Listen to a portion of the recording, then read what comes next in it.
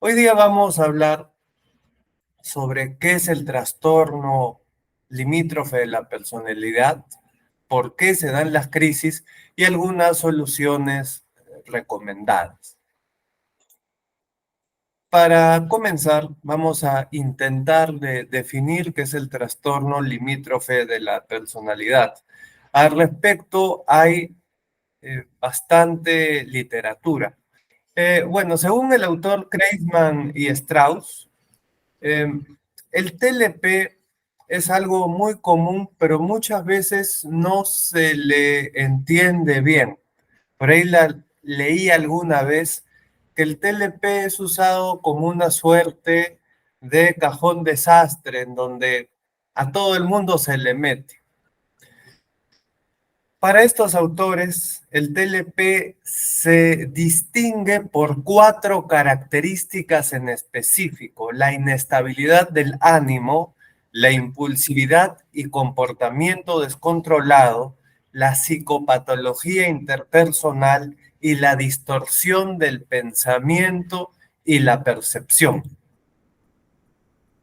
Clarkin, Joumans y Kemberg, gracias, y Kemberg es el más conocido ahí, indica que en el TLP hay una visión del mundo muy absolutista, que todo se ve como blanco-negro, si ven, sin ver matices, sin ver grises.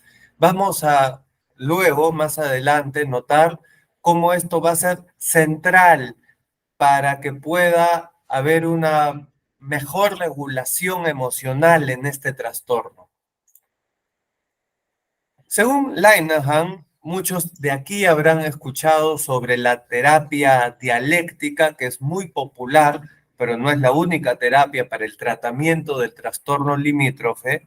Según ella, que es la creadora de la terapia dialéctica, Linehan, desde una propuesta biosocial, el principal trastorno en el TLP es la desregulación de las emociones.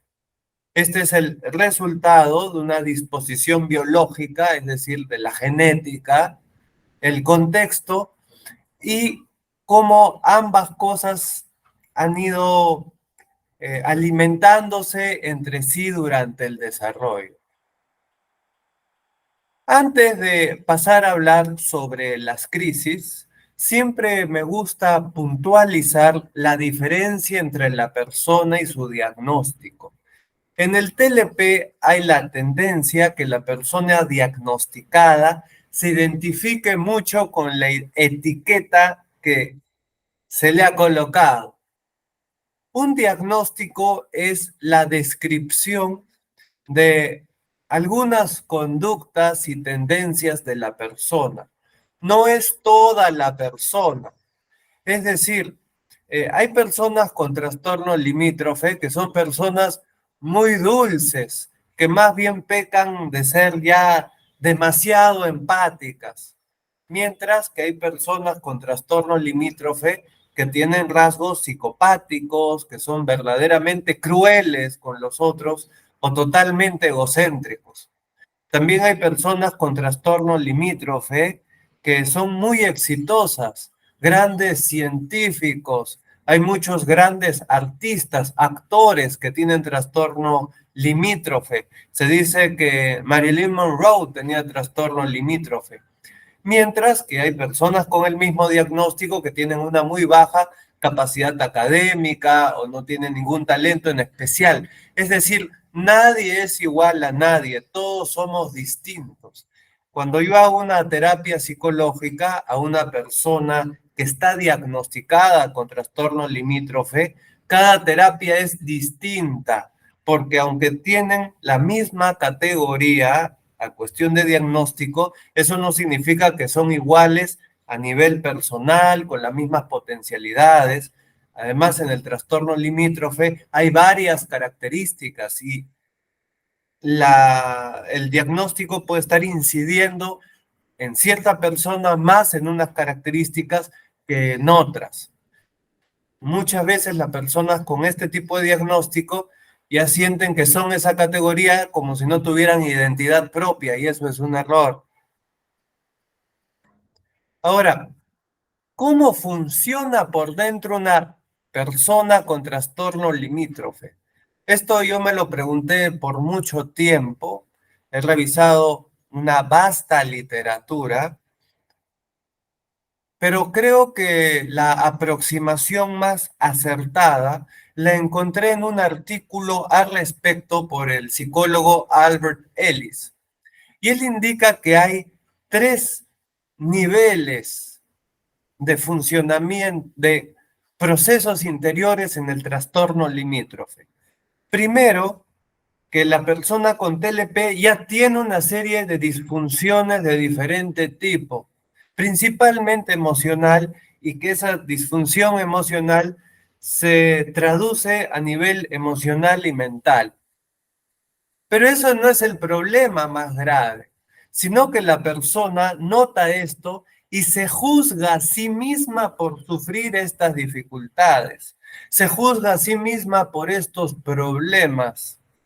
Y además yo diría que juzga su propia vida por estos temas. Y debido a esos rasgos iniciales y a que se juzga ya su frustración, se forma un círculo vicioso que hace que empeore aún más hasta altísimos grados de desesperación. Hoy día vamos a revisar cómo es fundamental para una persona con trastorno limítrofe de la personalidad, para que mejore, para que alcance cierto equilibrio, que tenga una muy intensa y profunda autoaceptación. Existen momentos en que las crisis emocionales son mayores. Puede ser los momentos, esto es muy común, de separación de una relación amorosa. Puede ser los momentos en que hay un fracaso laboral, estudiantil. También puede crear una crisis emocional cuando hay un orden sostenido en el tiempo.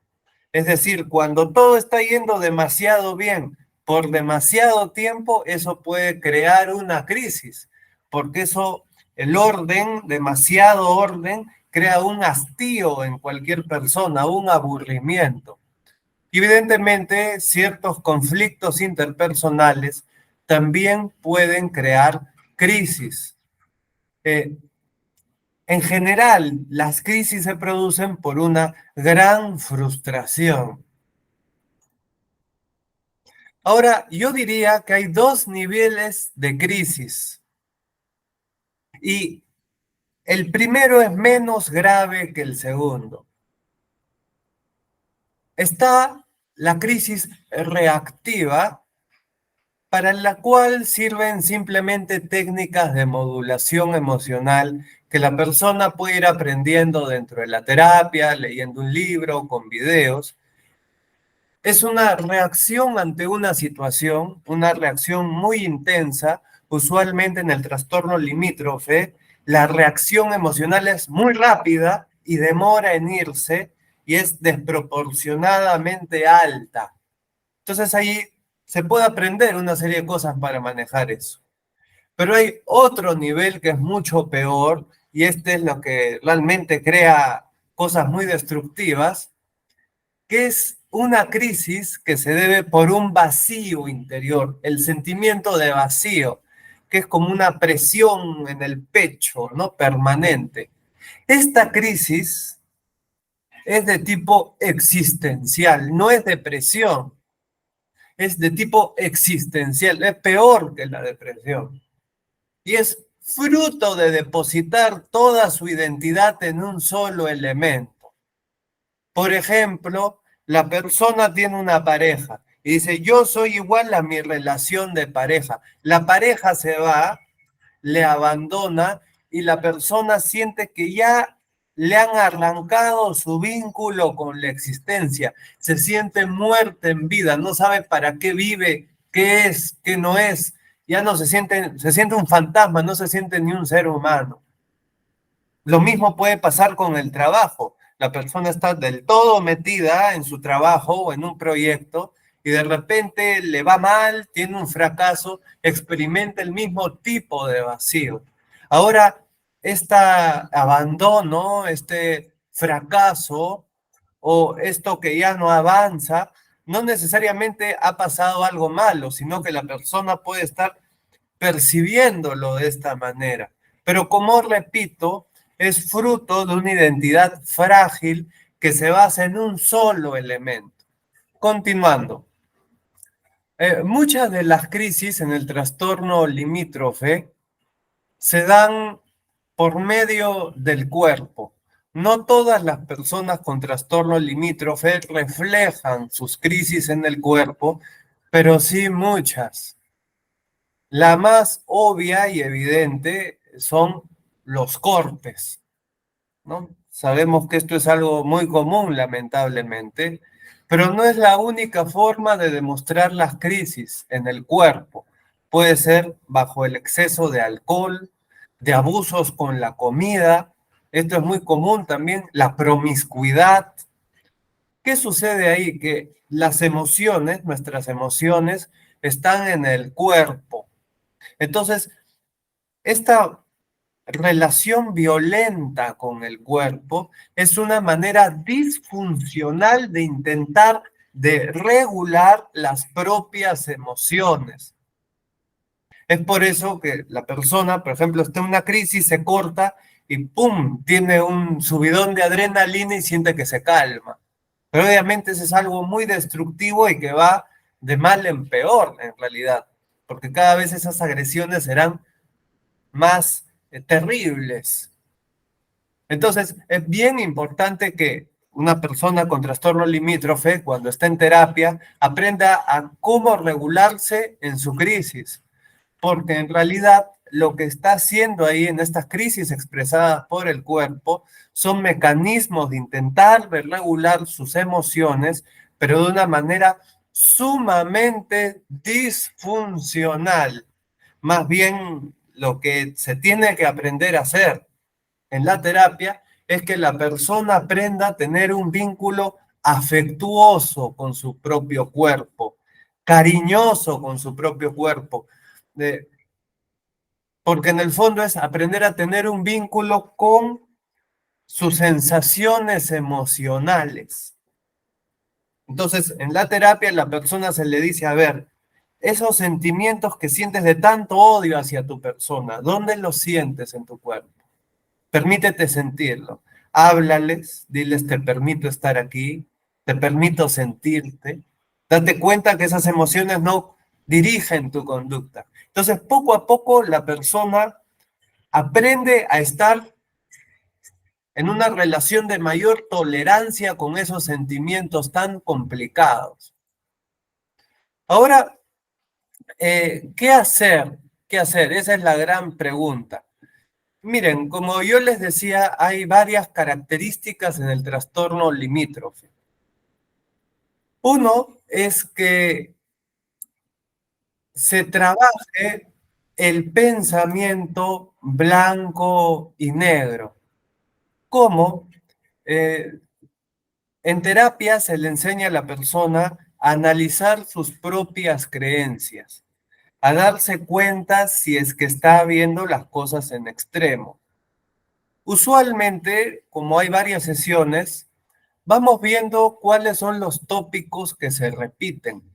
Entonces nos damos cuenta, mira, en tal situación tú caes en paranoia, o en tal situación ya tú ves a la otra persona de manera totalmente demonizada, o en tal situación ya crees que todo se ha perdido. Entonces, ya la persona aprende a sospechar de sí misma, darse cuenta, mira, si estoy pensando esto de manera tan extrema, tal vez es que estoy de nuevo cayendo en el pensamiento blanco y negro. Entonces la persona se le enseña una forma de reflexionar y semana a semana tiene que ir escribiendo un diario en donde va poniendo lo que piensa y donde lo va analizando, intentando de encontrar en dónde está cayendo en esta visión polarizada. También en el mismo diálogo de la terapia psicológica vamos viendo. A ver, esto que estás pensando, ¿tú dirías que estás viendo los grises o lo estás viendo todo de un solo matiz? Por eso es que la terapia dialéctica se llama dialéctica, porque la dialéctica intenta hacer una síntesis entre los contrarios, justamente. Esto de blanco y negro, digamos, esto es una cosa que es así.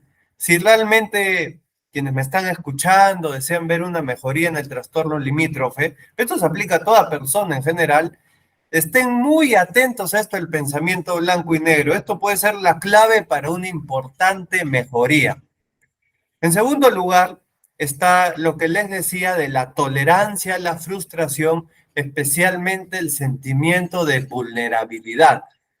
O la persona se siente que está como si fuera un vidrio que en cualquier momento si lo tocan así, ¡pa!, va a reventar en 1000 pedazos. La persona con trastorno limítrofe necesariamente, como sus emociones son más intensas aún que lo común, tiene que hacer muchísimo, muchísimo, muchísimo entrenamiento en tolerar la frustración. Tolerar la frustración no es no frustrarse. Tolerar la frustración es aprender a tolerar esos sentimientos dolorosos que están experimentando. Como repito, la emoción es una experiencia corporal. Si siento estrés, se me ponen duros los músculos. Estoy triste, siento acá en la garganta una presión. Entonces, hay diferentes métodos para aprender a estar con las emociones. Especialmente yo recomendaría los métodos de la doctora Christine Neff, con K, Christine Neff, Neff. Ella ya muy bien ha demostrado la eficacia de cómo recibir esos sentimientos con compasión, hablarle esos sentimientos. Por ejemplo, siento una sensación de vacío y me digo, me permito sentir esto es solo una sensación, lo recibo con amor, lo recibo con cariño. Sé que, esto es bien importante, sé que no soy la única persona que se siente así. Esto de hablarle así, pero no de una forma condescendiente, sino compasiva, ayuda mucho porque muchas personas con trastorno limítrofe realmente sienten que son las únicas que se sienten como se están sintiendo, cuando en realidad hay millones de personas que se sienten igual por motivos similares. El normalizar la emoción ayuda a no perder la autoaceptación tan necesaria para que la persona pueda estabilizarse. Parte de la tolerancia a la frustración es porque esto es algo que siempre me gusta decir, la persona con trastorno limítrofe le da mucho miedo que la abandonen, pero por otra parte le encanta abandonarlo todo. Abandone, no todos, pero muchas de las personas con trastorno limítrofe tienden a abandonar su propio negocio, sus estudios, sus amistades, de todo. ¿Por qué? Porque va bien en algo y de repente tiene una frustración. Y como la frustración es muy grande, abandona. De ahí que de tanto abandonar una cosa, la otra, llega un punto en que de verdad la vida está vacía. A veces dependen tanto de la pareja porque fuera de la pareja no tienen nada. Y ojo, cuando digo no abandonar las cosas no me refiero solamente al ámbito laboral o académico. Me refiero a hobbies, intereses, ejercicio, grupos sociales, espiritualidades. Porque a más constancia tengo en algo, más se fortalece mi identidad. Lo cual me lleva al siguiente punto, que es complejizar las motivaciones. No centrar la vida en una sola acción o en un solo vínculo. Como en el TLP esta tendencia a cerrarse en una sola cosa, entonces la identidad tiene pocas oportunidades de echar raíces. Tenemos que pasar de una identidad simple a una identidad compleja. Una identidad compleja es Está bien, tengo mi relación de pareja que me es importante, pero también tengo una relación con un grupo social, tengo una relación con el arte, con la cultura, con el ejercicio, con los estudios, con un negocio, todo a la vez. ¿Por qué? Porque si se cae una cosa, no es que se pierda todo. Esa siempre es mi preocupación desde el primer momento en una terapia del TLP, que la vida no esté centrada en una sola cosa, que se dé cuenta la persona que es compleja. Justamente el mismo pensamiento, todo nada, blanco negro, hace que la persona vea la vida como una sola cosa o nada. Además, y está muy demostrado, y yo lo he podido ver a través de los años, con ya tantísimas personas con TLP que he tratado, que hace mucho bien socializar. A veces la persona con TLP, como ve las cosas muy blanco-negro, en muchos casos tiende a idealizar mucho la amistad, quiere que sean puras amistades profundas, ¿no? En varios casos, pero no siempre va a ser así. Hay que aprender a disfrutar de vincularse con el otro sin que sea una amistad profunda. ¿Por qué? Porque los grupos nos ayudan a desarrollar quiénes somos. Todo no debe ser la familia, el entorno en que se creció o la pareja. Es importante que tengamos intereses y que buscamos grupos en donde podamos desarrollar esos intereses. Es más, usualmente si yo soy fiel a un interés, aparecerá un grupo tarde o temprano, pequeño o grande. Es fundamental porque como hay una fuerte tendencia a la dependencia emocional, si es que aparte hay un grupo con el que se socializa, esa dependencia ya no va a ser tan fuerte. Si es que la persona está totalmente sola y nomás ve a su pareja, como no pasa, repito, no en todos, pero sí en muchos, claro, la pareja se va y se queda la persona totalmente sola. Por eso, esto es algo que siempre hay que reforzar, aunque sea ser parte de un grupo para bailar salsa. Por último, debemos buscar evitar el victimismo. Muchas veces la persona con trastorno limítrofe, nuevamente por esta tendencia al todo o nada, ya siente que ya está hecha, que no hay nada que se puede hacer, que ya está perjudicada y que ya la vida ya no sirve. Se siente una víctima desamparada. Conforme la persona va aprendiendo a dejar de ver las cosas tan en blanco y negro, a tolerar más su frustración, a complejizar sus motivaciones y abrirse a otro tipo de vínculos, así sean vínculos superficiales o suaves, siempre constructivamente, menos víctima se va a sentir. Porque en general cuando ya se está haciendo algo para mejorar, así sea de baja eficacia, ya uno deja de ser víctima. Lo peor que uno puede hacer es entregarse al dolor. Cuando uno comienza a abrirse a la esperanza de que por lo menos en algo se puede mejorar, de que por lo menos algo se puede hacer, entonces ya uno no se siente tan víctima. Justamente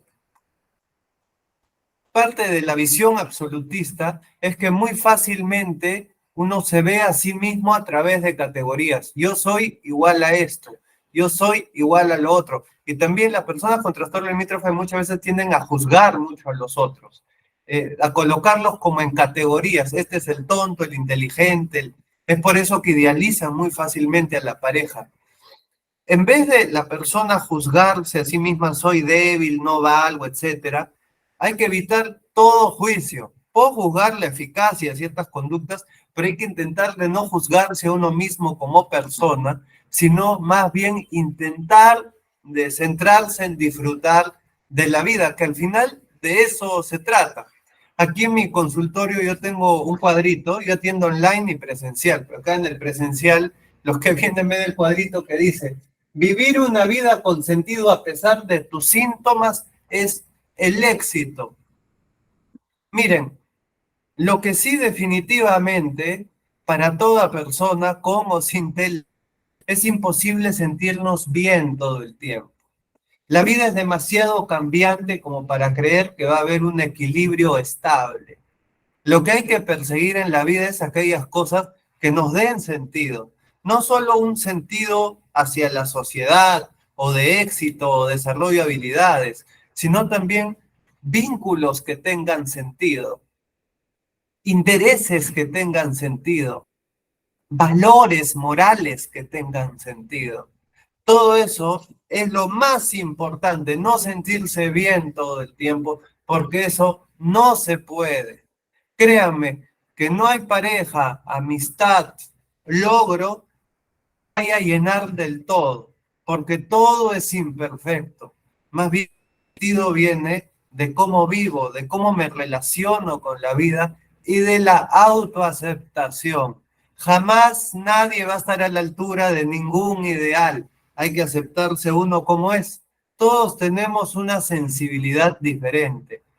Si la persona con TLP quiere ser más feliz, quiere encontrarle mayor sentido a su vida, tiene que aprender a aceptarse con su propia sensibilidad. La sensibilidad es como una huella digital. Todos tenemos una sensibilidad distinta.